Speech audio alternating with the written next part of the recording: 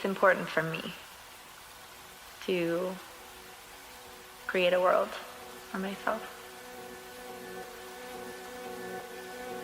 That's how I see it.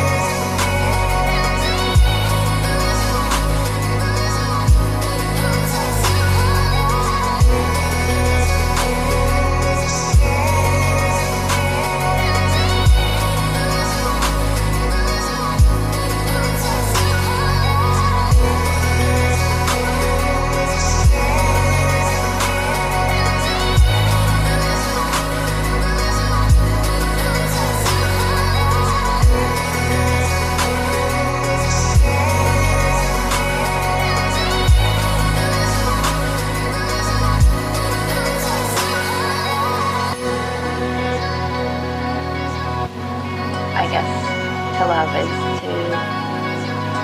that's the whole spectrum of life right there. And love is a focal point for humans, like from birth to death, sort of what we're here for in a lot of ways, for love and interaction with other people and self-love and loving others and getting to a place where you're not